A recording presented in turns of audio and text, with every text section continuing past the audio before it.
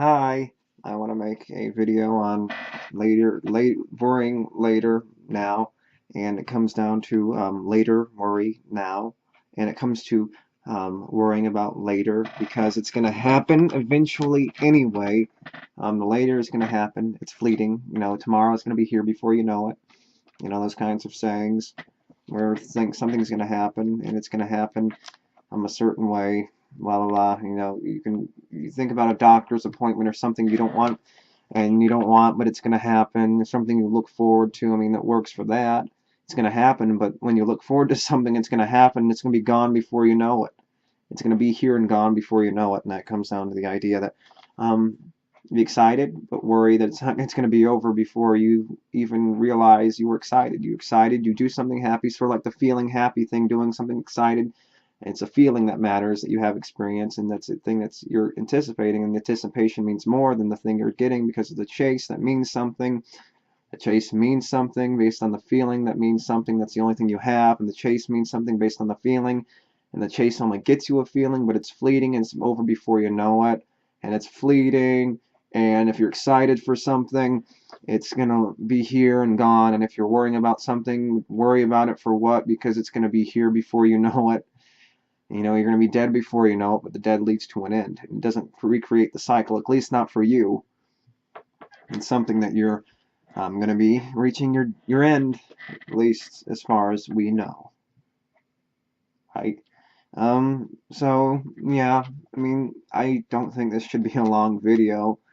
It's worrying about later now. And that's exactly what we should be doing. Worry about the consequences of our actions. Worry that something bad might happen. Worry, knowing that the consequences of our actions and the things that we know are going to be happening based on what we know so far, the surprise, goes back to the mystery thing.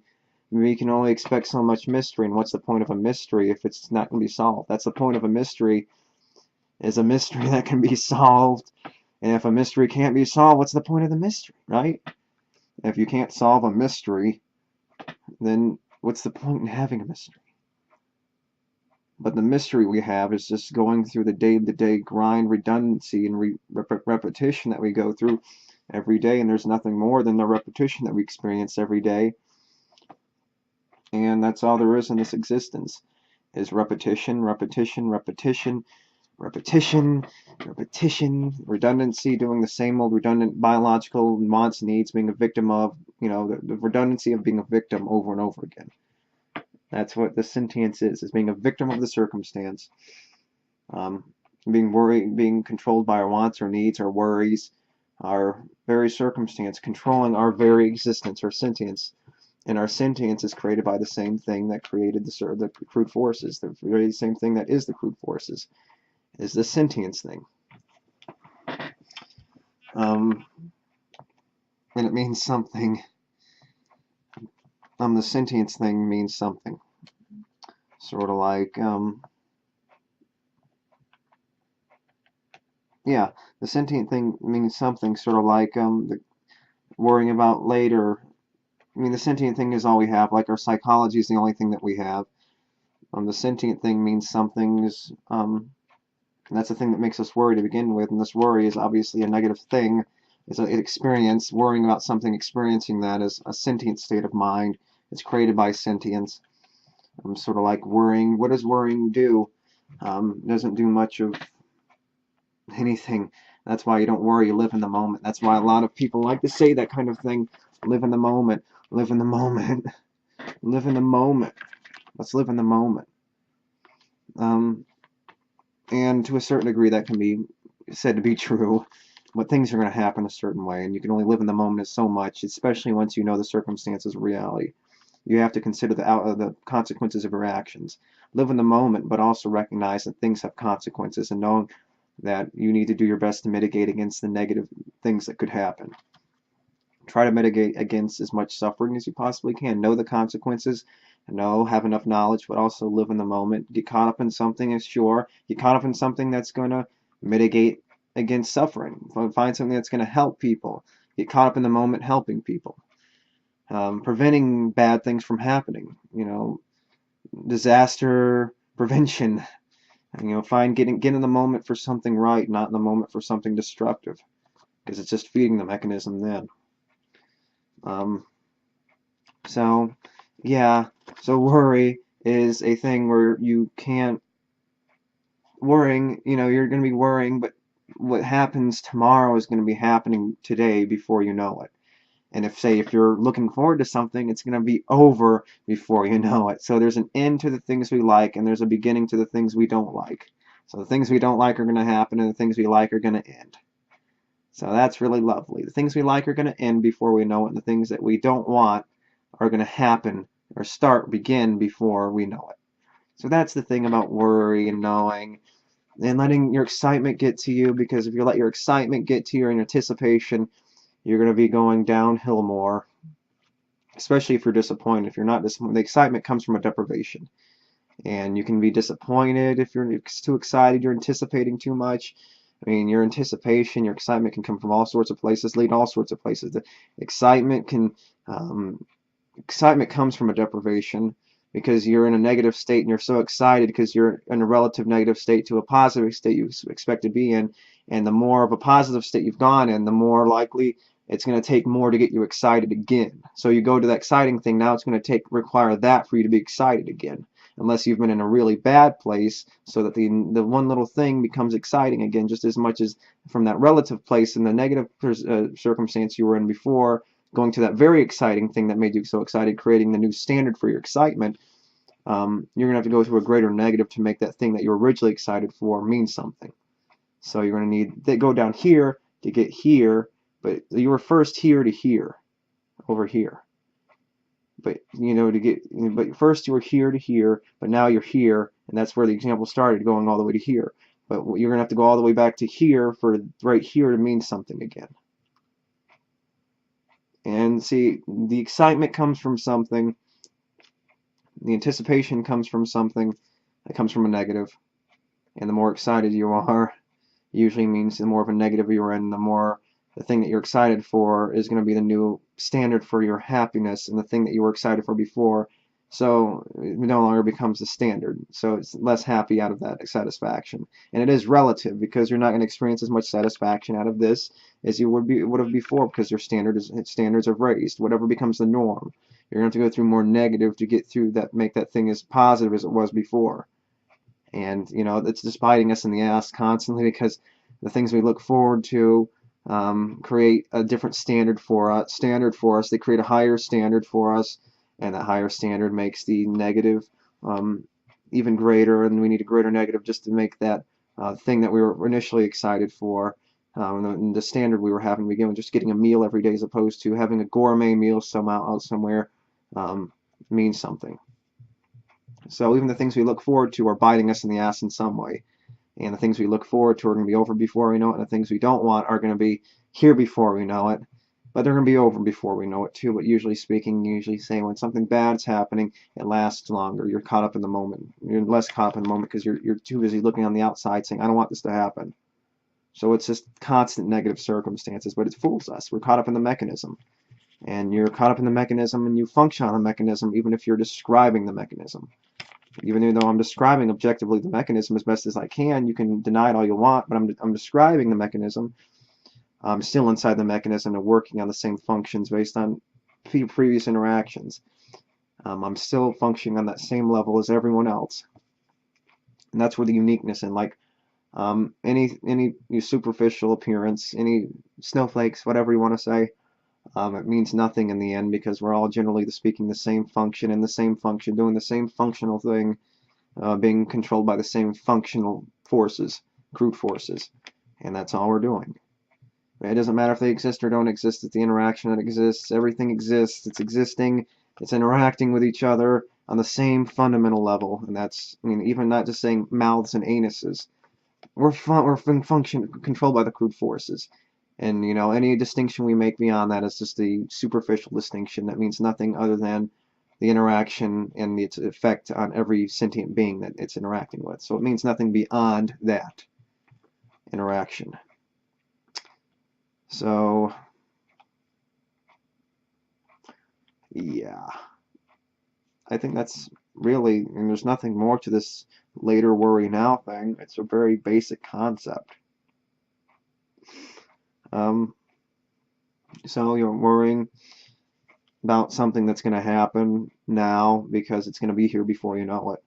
I mean, I think we've all been in circumstances where we understand that, you go to sleep, you're thinking about that at 8 o'clock at night, you fall asleep at 10, and all of a sudden you wake up at noon or whatever, or 8 o'clock, and all of a sudden it's just 4 hours away.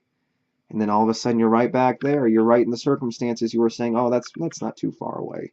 But it's going to be here before you know it. It's going to be here, and you're going to be experiencing the thing that you're either looking forward to or you're not looking forward to. And that's where it comes down. We're victims of our circumstance. We're victims of our worry, our wants, our needs. And there's nothing we could do but just interact with these wants and needs and be victims of them. Because that's all we are, is just victims of our wants, our needs, the mechanisms controlling us. And nothing more, nothing less.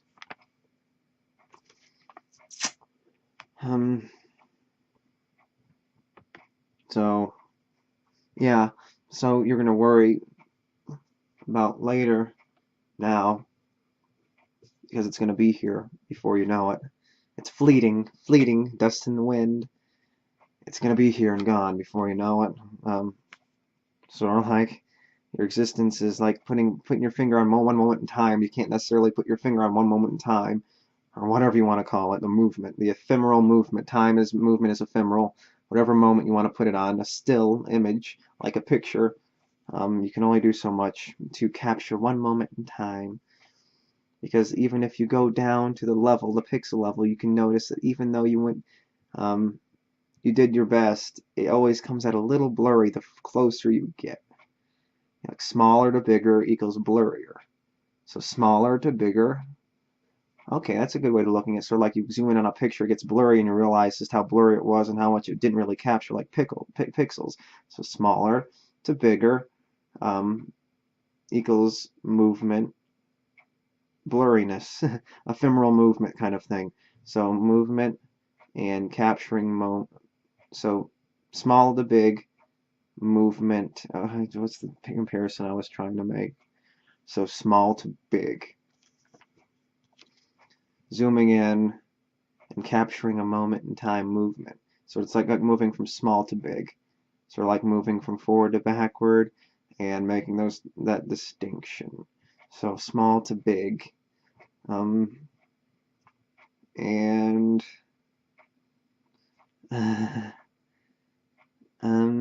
to big, small big, small big, small big, zooming in, realizing it. So you take a picture and you realize you can only capture so much in time, going over the same point again. So you can only capture so much, then you zoom in and then you try to capture a moment in that, and you can only do so much to capture a moment. See, this is why I pointed out before, I sort of go on and I don't know exactly what I'm saying because I'm distracted by trying to remember, and I can't remember exactly what I'm saying. Sometimes just something comes out. Yeah, so smaller to bigger, sort of like movement going forward, small, big, back, forward. I guess that's what I was trying to say. So it's sort of like moving from back to forward, going smaller and smaller and smaller, and you realize just how much you can't capture a moment in time. I guess I was trying to say, or capture an ephemeral movement, realizing just how fleeting it is, moving small and how blurry it is, and just how blurry the picture is because you keep smaller and smaller and smaller. And you realize just how blurry it was, just how much you didn't really capture something. You just captured an image, but you didn't capture the image as still as you thought, because the smaller you get, the more you realize the pixels blur the image, the bigger they get. You get smaller and smaller, but the pictures get bigger. Pixels get bigger and bigger. They get smaller and smaller, and you keep on, and then the pixels get bigger and bigger, and the thing that you're looking at gets bigger and bigger, but you can only get big to a certain point. So I guess pictures don't even capture you entirely the same way that you say you look in a mirror or something, because they only get as small as pixels, or the color gradations, and the color gradations in each one of those pixels, or something along the lines of that. Yeah, so it gets smaller to get bigger, to get smaller to get bigger. That's a good way of looking at it. You get smaller, then the pixel gets bigger, then it gets smaller, and you see the pixel better. The pixel zooms out from the pixel on your screen that you're looking at, then it zooms out and you start seeing it bigger. Yeah, you start seeing individual gradations more, the distinctions better on a smaller level. Anyway, yeah. So it's gonna be here before you know it. Sort of like when I was just going over this moment in time. Oh, I can't wait till I get over that discussion is here, and now it's that satisfaction that I had from no longer being caught up in that, trying to remember what I was trying to remember or whatever it was. I'm getting out of that situation now. I'm here, but that satisfaction is fading away, and the satisfaction is going away.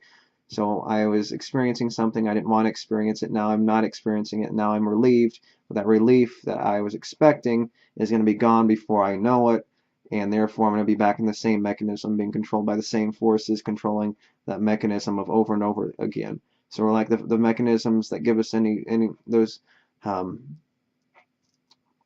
visceral those um, visceral um, visceral interactions that we have, the more animalistic kind of interactions, or the things that make us get satisfied. But those same things that make us get satisfied, like sex and food and things, those very fundamental mechanisms, are the things that help propel us to go forward, to push forward in the same, become a victim and create another victim of the circumstance. So that's what these things create, is making us the things that we indulge in. So our indulgences are the things that push us forward to create another victim of the circumstance. So the things that we usually indulge in are trying to trick us into satisfying the evolutionary, propelling.